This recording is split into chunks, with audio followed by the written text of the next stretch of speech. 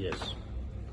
Senator Dino, there's a video going on social media that former Vice President and PDP presidential candidate, His Excellency Atiku stole lots of funds while privatizing Nigerian assets when he was the Vice President of the Federal Republic of Nigeria at that time.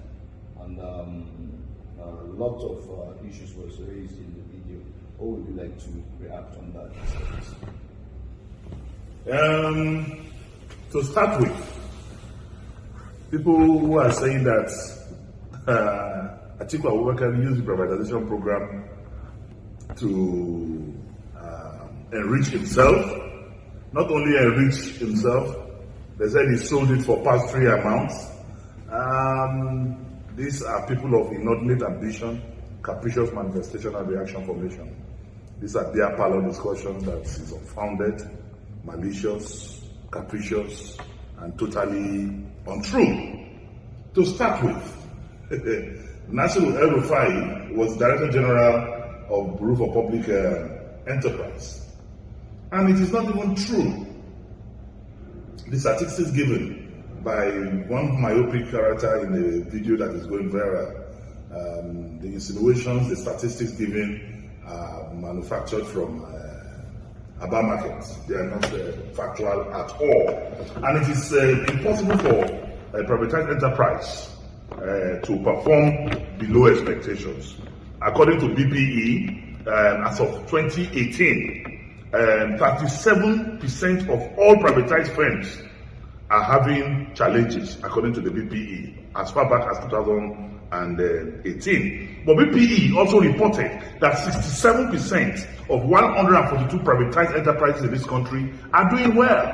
So why will any single Nigerian single out only 3 out of 147 privatized enterprises in Nigeria that are doing well, and to now malign the character and person of Atiku Abubakar? We have also forgotten that this Atiku Abubakar is responsible for the telecommunication industry.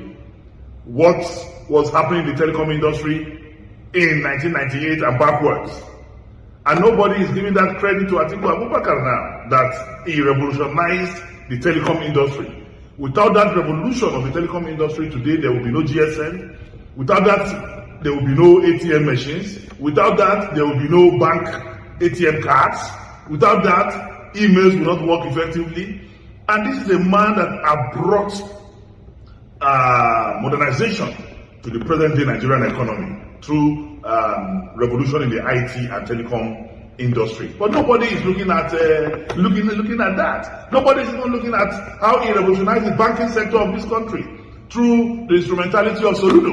And these were all projects initiated and supervised by Atiku Abubakar. The consolidation of banks is done under his supervision. Today, where would we have been with the type of banks we used to have before today? And would have the issue of power would have been history if he was listened to when he advised for the diversification of the power sector, when he was talking about alternative sources of energy as far back as 2003, 2002, but he was not listened to at that time. So for some characters who have commercialized their consciences and minds, who have been induced by external forces to come and be talking about a reputable Nigerian like Atiku Abubakar is actually very, very laughable.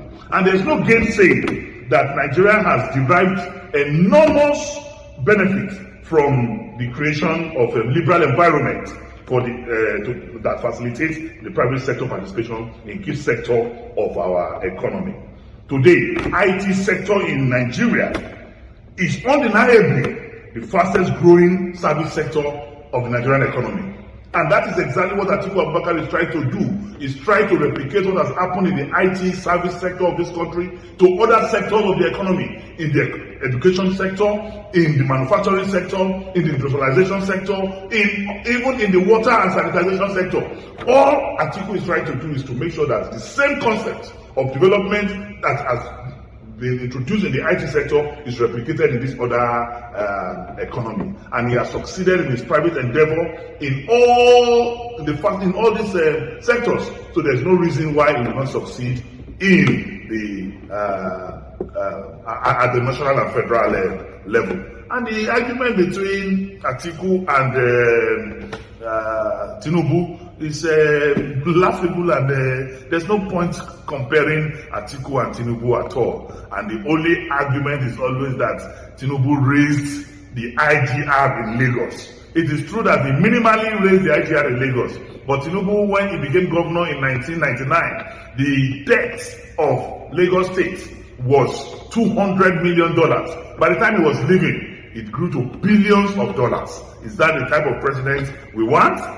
Today, as I speak to you, Lagos State is responsible for 6% of our external debt. Lagos State alone is responsible for 6% of our external debt and about 4% of our domestic debt. Is that the type of character we want to raise as the president of the Federal Republic of Nigeria? Atiku is a billionaire with enterprise, while Tinubu is a billionaire without enterprise. So we should discountenance these rumor mongers, liars, beer parlor discussions that try to disparage the person and personality of Atiku Abubakar. Atiku Abubakar is one Nigerian that we must embrace, because more than anything else in this country now, we need a unifier, because this country has never been this divided in our history, not even during the Civil War. But today, we are so divided, and without unity there can be no peace, and without peace there can be no development. So the only one who has the character, who has the temerity, who has the capacity to unite us as a people, as a father figure in Nigeria today, is Atiku Abubakar. And once we become unified, then injustice will be treated.